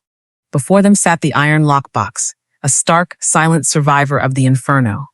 Callahan reached out, his calloused fingers tracing the raised, intricate scrollwork on the lid. The heat of the fire had warped the metal, but the seal remained intact. He found a sturdy rock, using it to wedge into the rusted seam, where the lid met the body of the box. With a sharp, sudden grunt of exertion, he pried the latch upward. The lock snapped with a dull, echoing ring. Callahan lifted the heavy lid. Inside, protected by a layer of thick wool rags, lay a small collection of items. A stack of yellowed envelopes tied with a frayed leather cord, a silver locket, and a single, crisp sheet of parchment that looked entirely untouched by the flames. Callahan carefully unfolded the parchment. He squinted at the elegant, flowing script, his eyes tracking the lines with a slow, deliberate intensity. "It is a letter," Callahan murmured, his voice soft and resonant. "It is addressed to you, Elowen." Elowen froze. She had never received a letter in her life. She had never been given a note, a card, or a written word that belonged to her. She reached out, her massive, trembling hand hovering over the paper as if it might shatter if she dared to touch it. "I cannot read," she confessed, her voice barely a whisper. "I never learned." "I will read it for you," Callahan replied. He shifted his position, turning so that his shoulder brushed against her arm, providing a steadying presence. He began to read aloud, his deep baritone weaving into the quiet morning air, carrying the long-silenced voice of the old rancher. "My dearest Elowen," the letter began, "if you are reading this, then I have finally surrendered my post. Do not weep for me, for my time was long, and my heart was full. But you must know the truth of your beginning, for it is not a story of shame, but of absolute miracle." Elowen felt a lump rise in her throat. She closed her eyes, listening to the cadence of Thaddeus's voice as Callahan channeled the man who had raised her. "I found you at the edge of my property, during a winter of such ferocity that the trees themselves were splitting from the cold. You were 2 years old, yet already you possessed a strength that defied nature. Your tiny hands had gripped the root of an oak tree, holding on with a tenacity that would have broken the bones of any other child. When I wrapped you in my coat, I saw the fear in your eyes. Not fear of me, but fear of the world that had cast you aside. The letter continued, describing the early years on the ranch. It spoke of the long, arduous nights spent pacing the floor with a crying toddler, and the realization that she was growing at an unnatural rate. Thaddeus described her physical development, her broad shoulders, her immense height, and the thick, dense muscle that seemed to knit itself into her frame with every passing season. He wrote of the townspeople who came to the gate, their voices filled with venom, their eyes filled with hate, demanding to know what manner of creature he was keeping. They called you a monster, the letter read. They whispered that you were a curse upon the land, a child of the devil. But I looked at you and saw the only pure thing in a world of cruelty. You were my greatest blessing. You were the reason I kept the ranch, the reason I fought the droughts, and the reason I never bowed to the greed of the men in the valley. You are not a curse, Eowyn. You are a triumph of nature. Your size is not a burden. It is the physical manifestation of a heart too large to be contained by the smallness of this world. A hot, stinging tear tracked through the soot on Eowyn's cheek. The shame she had carried for 20 years, the belief that she was an aberration, a mistake of biology, began to unravel. She felt as though the heavy, crushing weight she had been carrying upon her massive shoulders was being lifted, grain by grain. Callahan paused for a moment, his eyes scanning the final paragraph of the letter. His brow furrowed. He hesitated, his grip on the parchment tightening. Is there more? Eowyn asked, her voice thick with emotion. There is, Callahan said, his tone turning somber. It speaks of your origin. He began to read again. I did not find you by accident. A carriage of fine timber and silver trim left you on my path. A man of great power, the man who claimed to be your uncle, stood in the mud and told me that your existence was a scandal that threatened his lineage. He feared your growth. He feared the strength you showed, even in your infancy. He paid me to take you, to hide you, and to ensure you never entered the society that he sought to rule. He believed you would be a forgotten phantom in the wilderness. He was wrong. You are the rightful heir to the legacy he tried to steal, and you carry a bloodline that was far too noble for his withered soul. Eowyn sat in stunned silence, the Baron, the man who had bought the bank debt, the man who had burned her house to the ground, the man who had tormented her for years. He was not just a rival or a greedy landowner. He was the one who had abandoned her in the snow. He was the architect of her entire life of isolation. He tried to erase you, Callahan whispered, his eyes meeting hers. He tried to turn you into a secret because he was terrified of what you were capable of becoming. Eowyn looked at the smoldering ruins of her home. The realization that her tormentor was also her own kin, the man who had discarded her like refuse, sent a shockwave of righteous fire through her veins. She was not a monster. She was the target of a man whose own cruelty was so profound he had sacrificed his own flesh and blood to protect his pride. He will come back, Callahan warned, his jaw set in a line of grim determination. Now that the ranch is gone, he will think we are finished. He will think the secret is buried in the ash. He is wrong, Eowyn said. Her voice was steady, devoid of the hesitation that had plagued her for years. She stood up, her towering frame casting a long, commanding shadow across the grass. The fire had taken her home, but it had revealed the truth. She was not the creature of ruin. She was the survivor of a conspiracy. She turned her gaze toward the northern ridge, where the Baron's mansion sat in its opulent, isolated splendor. We are not leaving this land, she declared, her massive biceps bunching as she balled her hands into fists. We are going to take back everything he stole from us. Callahan stood beside her, his presence a silent vow of loyalty. They were a formidable pair, the giantess who had finally claimed her dignity, and the protector who had finally found his purpose. But as they stood amidst the wreckage, a sudden frantic sound cut through the morning stillness. It was the sound of a horse galloping at full speed, approaching the ranch from the main road. The rider was not the Baron. It was the young, terrified stable boy from the town's livery, his face pale and his eyes wide with an urgency that made the hair on Callahan's arms stand up. The boy skidded to a halt, nearly tumbling from his mount, and pointed toward the town with a trembling finger. "You must come," the boy gasped, his voice cracking with fear. "The marshal has arrived.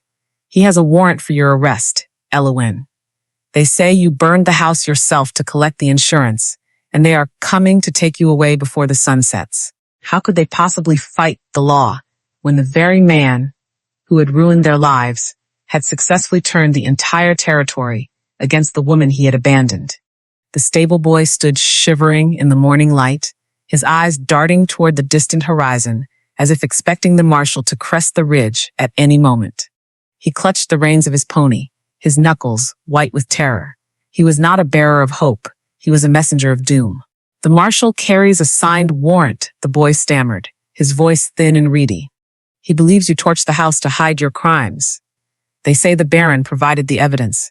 They are coming to take you to the county jail before the sun sets." Callahan exchanged a look with Elowin. The path before them was narrow. If they fled, they would be hunted as fugitives. If they stayed, they would be caged by a legal system bought and paid for by the man who had abandoned Elowin as a toddler. "We have the mustangs," Elowin said, her voice steady and clear. She did not look at the boy. She looked at the herd currently milling in the corral, their coats shining like polished obsidian in the dawn. "They are the only thing of value we have left. If we can get them to the regional auction by midday, we can secure the funds to hire a lawyer and prove the Baron's deceit." Callahan nodded. He did not ask if she was afraid. He saw the fire in her eyes, the same fire that had driven her to save him from the burning ruins. "We drive them to the auction. We do not run. We walk into that ring with our heads held high." The drive to the regional livestock exchange was a gauntlet of tension.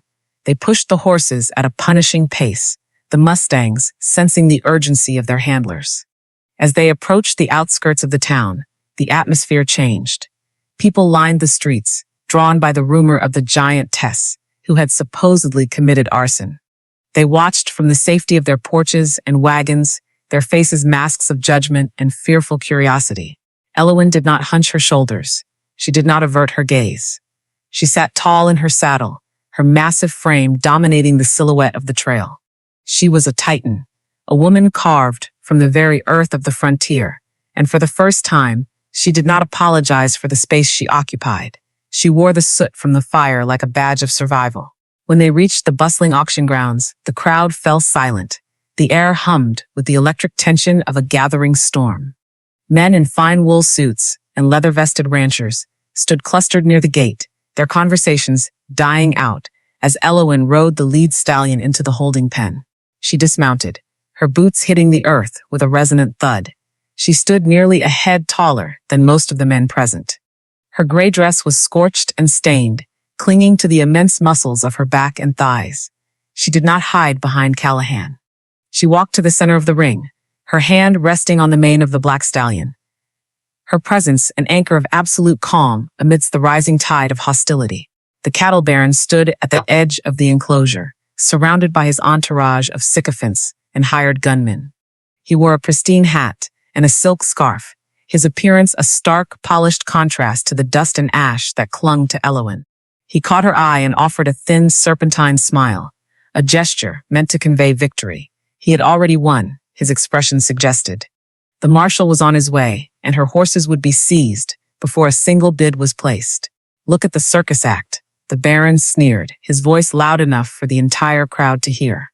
"The woman who burns her own roof to claim insurance money has come to sell the stolen property of the territory.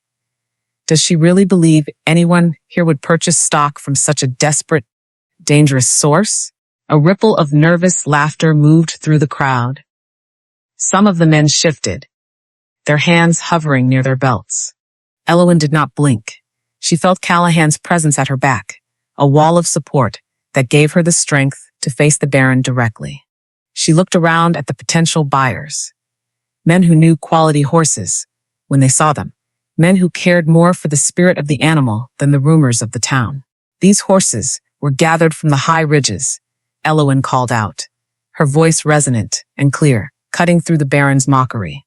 They are strong, healthy, and trained with the care that only patience can provide. They are not stolen. They are the result of 3 weeks of hard, honest work. If you value a mount that can carry you through the worst of the winter, bid on these. The auctioneer, a man with a nervous twitch in his eye and an anxious glance toward the Baron, stepped into the ring. He held his gavel loosely, his attention divided between the massive woman and the wealthy landowner who held the town's economy in a stranglehold. "We have a list of entries," the auctioneer muttered, avoiding Elowen's gaze. "But the registry requires an owner of good standing. I have received word that this property is currently under a lien of criminal investigation. I cannot accept these animals for the open ring." The Baron chuckled. A dry, rasping sound. "You heard him. Freak. You are finished. Leave the horses. Crawl back to the mountains and pray the sheriff finds a merciful judge." The crowd murmured. The pressure in the ring became suffocating. Elowen felt the heat of the sun on her neck, the weight of the town's collective hatred pressing down upon her, and the gnawing fear that the marshal would appear at any moment. She was a giantess, a woman of impossible power, yet she was currently being dismantled by the cowardice of a system that feared the truth more than it feared the Baron. She placed her hand on the black stallion's flank. He stood perfectly still, his wild spirit calmed by her touch. She had come to the auction to buy her freedom, but it appeared the Baron had successfully turned the entire world into a cage. Just as the auctioneer prepared to strike his gavel to dismiss them, the heavy iron gate at the entrance of the arena groaned and swung open. A man rode in, not the marshal, but a grizzled rancher from the high northern plateau, a man known for his hard-headed refusal to bow to the town's elite. He rode straight into the center of the ring, his eyes scanning the crowd with a fierce, independent light. "I have been looking for stock like this all season," the rancher announced, his voice booming over the silence. He ignored the Baron completely. He looked directly at Elowen. "I do not care about the rumors, and I do not care about the bank's petty squabbles. I care about the quality of the horses." The Baron's face turned a shade of mottled purple. He stepped forward, his hand signaling to his men. "That stock is confiscated property. Elias, do not touch them." The rancher did not flinch. "I see no warrant here, and I see no sheriff. I see a woman selling horses." He looked at Elowen, his expression softening with a flicker of genuine respect. "How much for the lead stallion girl?" Elowen realized this was the turning point. She had to command the room, or she would be dragged away in chains. But as the bidding war began to escalate, she noticed the Baron's lead gunman, sliding his hand toward his holster, his eyes fixed not on the rancher, but on her, waiting for the perfect moment to provoke a fight that would justify their arrest. How could she secure the sale? How could she secure the sale and keep the peace when the men surrounding her were desperate to provoke the violence that would end her life? The tension in the auction ring tightened until the air felt like a pulled bowstring. The Baron's gunman shifted his weight, his eyes locked on Elowen with a predatory cold anticipation. He sought any excuse to draw his pistol, any sign of defiance that would grant him the justification to silence her. Callahan saw the subtle movement, the way the man's hand hovered near the leather holster. He did not call out the threat. He did not alert the crowd to the danger. Instead, he stepped forward, placing his broad, weathered body directly between Elowen and the gunman, effectively breaking the line of sight. "The horses are ready," Callahan murmured, his voice a low, steady rumble that commanded attention. "Let the men see the work." Elowen nodded, understanding the silent tactic immediately. She reached for the heavy leather reins of the black stallion. She did not lead the horse with a rope. She moved with it, a dance of mutual trust. She walked toward the center of the ring, her massive frame moving with a fluid, natural power that silenced the hecklers in the front row. Callahan stepped up.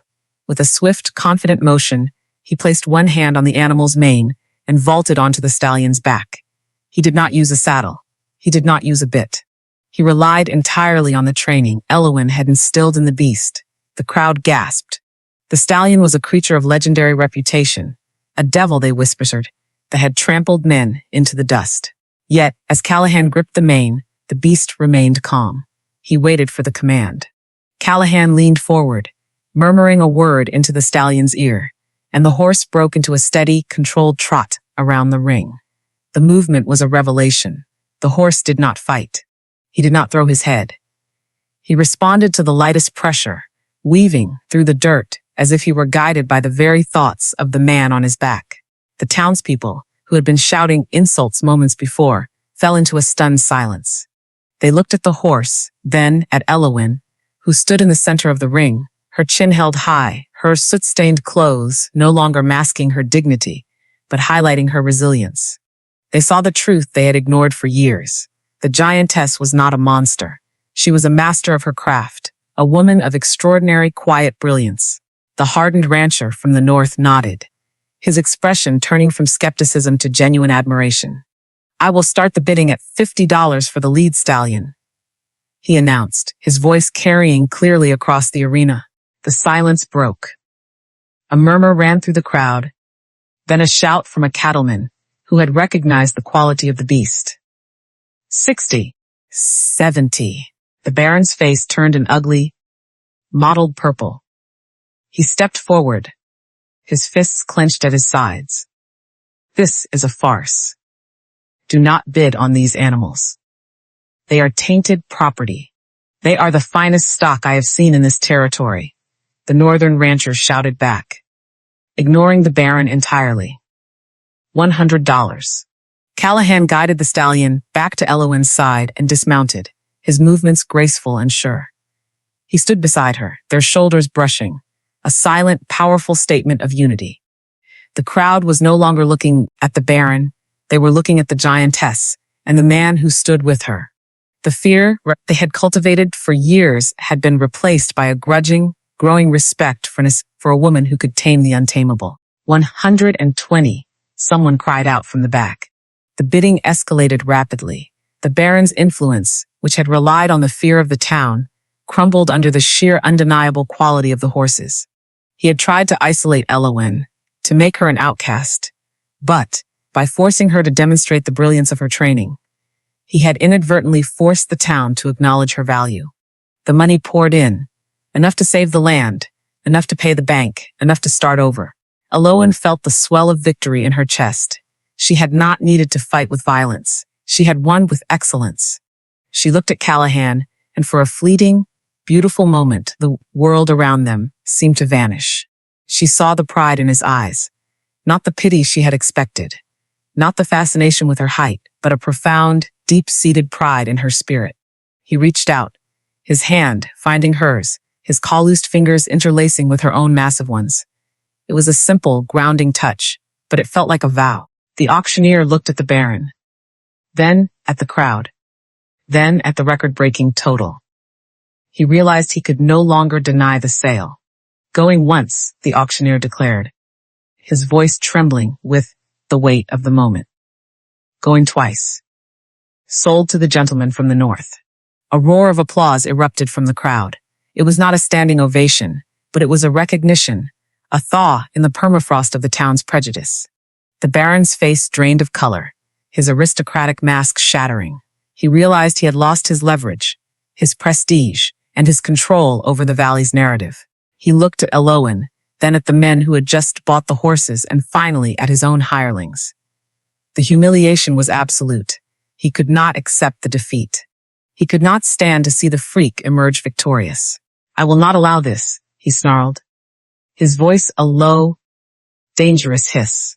He reached into his tailored coat. The movement was frantic and clumsy, driven by a desperate, spiraling rage. He drew a heavy, silver-plated pistol from its holster. The crowd screamed, scattering in a frantic surge toward the exits. The auctioneer dove behind the wooden podium. The gunman, who had been watching Elowyn, pulled his own weapon, ready to capitalize on the confusion. Callahan shoved Elowyn behind him, his body acting as a shield against the line of fire. He reached for the heavy iron lantern hook, hanging from the arena wall, preparing to defend her. But the Baron was already leveling the pistol, directly at Elowyn's chest. "You will never take a dime from this town," the Baron screamed, his face twisted in a mask of pure, unadulterated hatred. He pulled the trigger. The report of the gun was deafening in the enclosed space, a sharp crack that echoed against the rafters. Elowyn did not have time to think. She did not have time to be afraid. She reacted with the only instinct she had left. The instinct to protect the man who had given her a life worth defending. She lunged forward. Her massive, muscular body moving with a speed that defied her size, throwing herself in front of Callahan, just as the heavy lead ball tore through the air. The sound of the gunshot was a violent rupture in the fabric of the afternoon.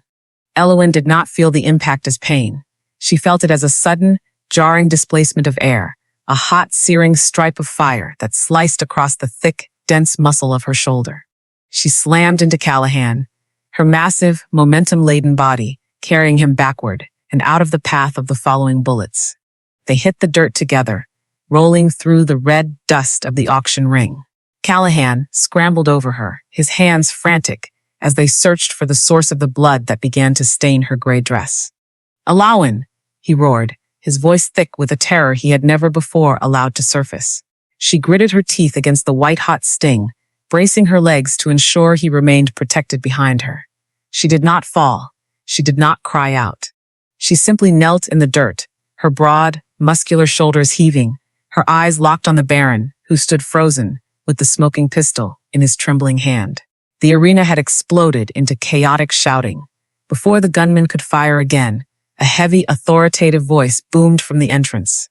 The town sheriff, a man of law who had watched from the shadows of the rafters, vaulted over the fence, his own revolver drawn and leveled.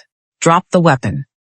"Baron," the sheriff shouted, his gaze hard and unforgiving. "Drop it, or I will put you in the dirt."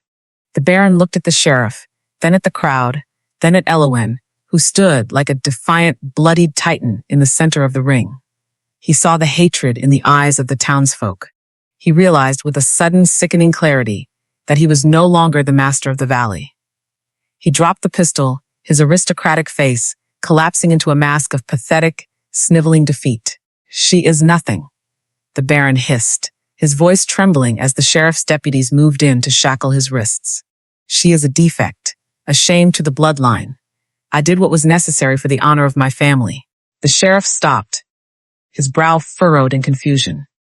He pulled a folder from his coat, a set of documents he had been quietly gathering since the ranch house fire. "Honor of your family?"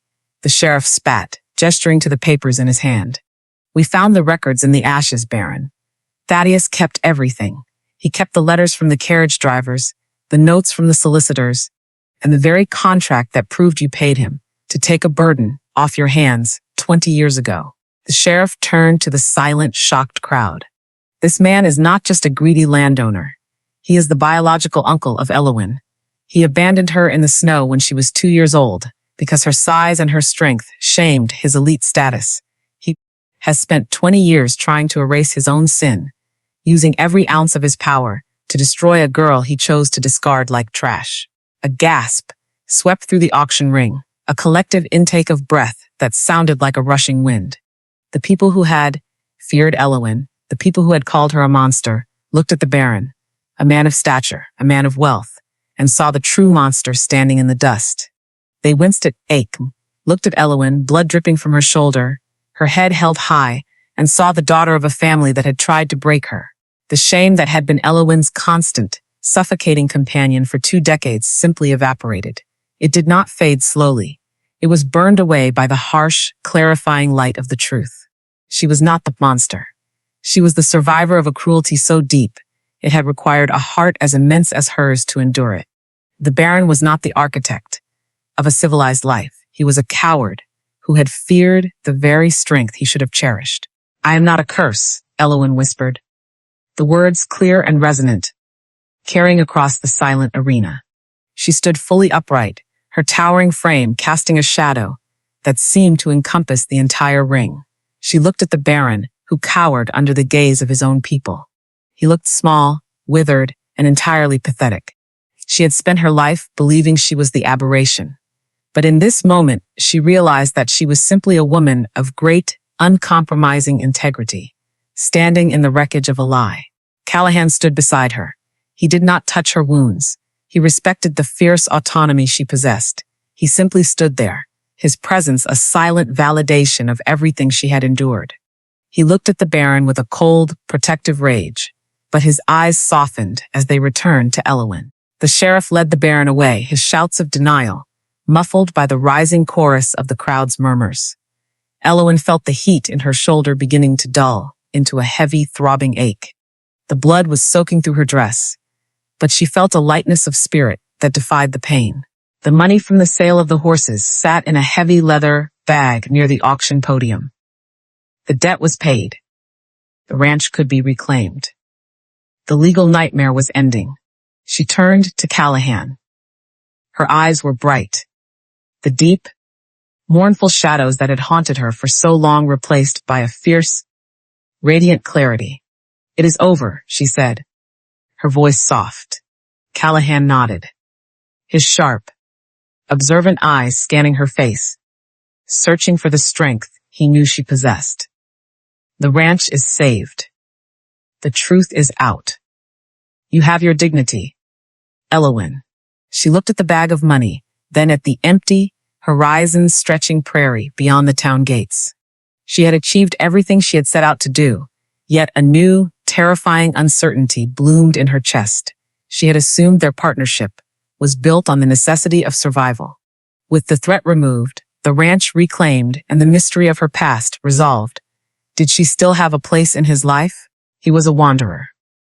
He had come here looking for work, not a lifetime of commitment.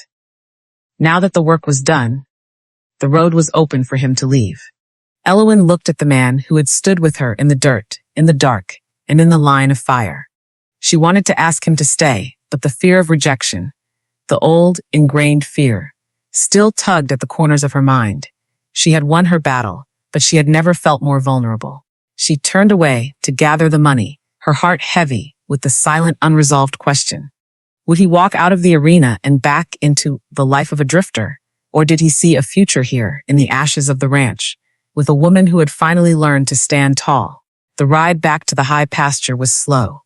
The late afternoon sun painted the valley in soft golden hues, a stark contrast to the violent turmoil of the morning. Elowin sat atop her horse, her massive shoulders hunched slightly against the throbbing ache of her shoulder. The bullet had merely grazed the thick muscle, but the exhaustion of the last few days had taken a deep toll. Callahan rode alongside her, his gaze constantly sweeping the horizon. Though the threat of the Baron had been dismantled by the sheriff and the cold, hard truth of the law. When they reached the ranch yard, the blackened, charred skeleton of the house stood silent against the vast open sky. It was a ruin, yet as Elowin dismounted, she did not see the devastation. She saw the land. She saw the tall grass swaying in the breeze, the sturdy fence lines she had rebuilt with her own hands, and the distant ridge that had sheltered her through her long, lonely childhood. Callahan helped her down, his hands steady and gentle against her waist. He did not pull away.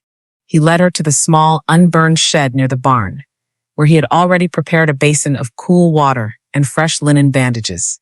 He sat her down on a rough-hewn bench, the scent of pine and sagebrush heavy in the air. He worked in silence, cleaning the wound with the meticulous care of a man who understood the value of a life.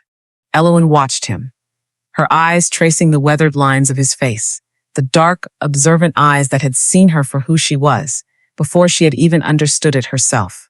"You are free," Callahan murmured, his voice low as he wrapped the clean linen around her shoulder. The sheriff took the Baron to the county seat. "The bank debt is paid in full. There is nothing left to hold you here if you wish to leave." The question hung in the air, fragile and heavy. Elowin felt the sudden, sharp panic of potential abandonment. She had spent a lifetime braced, for the moment people would decide she was too much, too large, or too difficult.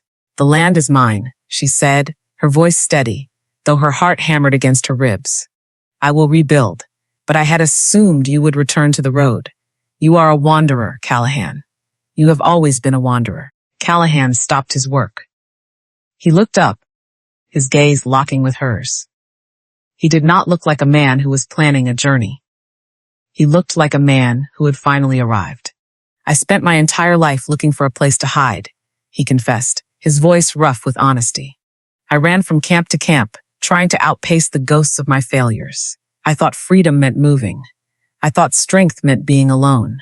But when I stood in that ring today and I saw you, defiant, hurt, and absolute in your dignity, I realized that I was not protecting a stranger. I was protecting my own soul. He took her massive hands into his own.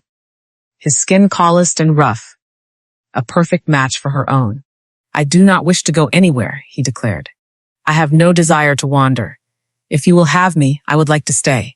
I would like to help you rebuild, not just the house, but the life you have always deserved. Elowen felt the last vestiges of her fear dissolve.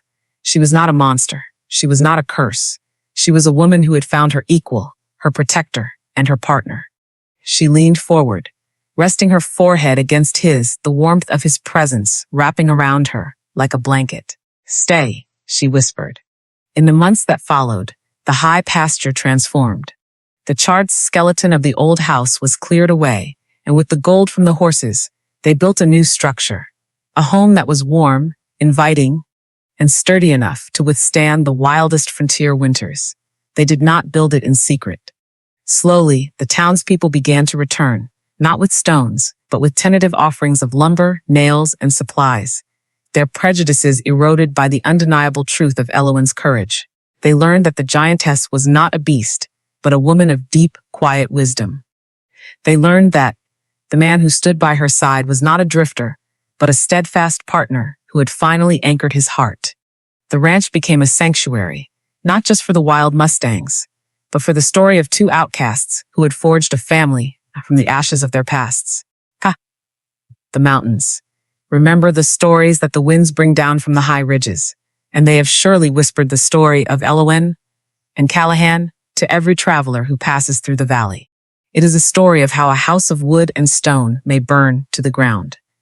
But the foundations of a human heart are built of something far more enduring. When we look at those who are different, those who stand apart because of their size, their silence, or the weight of their sorrow, it is easy to see the monster we fear rather than the humanity we share. We build walls around our own hearts, assuming that if we keep to ourselves, we will be safe from the judgment of the world.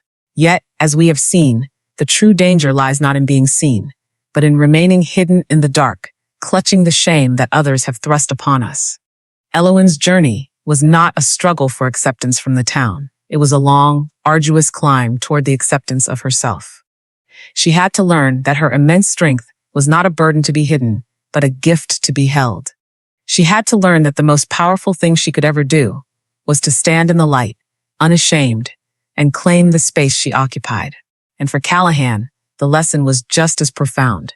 He had learned that redemption is not found in fleeing the past, but in facing the future with someone worth standing for. The deepest longing of the human heart is not for comfort, but for connection. For the quiet, sacred knowledge that we are not alone in this vast, often cruel world. So, remember the giantess the next time you feel small, or the giant the next time you feel too large for the world to handle. Remember that belonging is not a place you are given. It is a place you build, brick by brick, act of kindness by act of kindness, until the walls you once thought were barriers become the walls of a home. We are all in our own way, searching for a place where we are finally, truly seen. And when we find it, we must hold it with everything we have.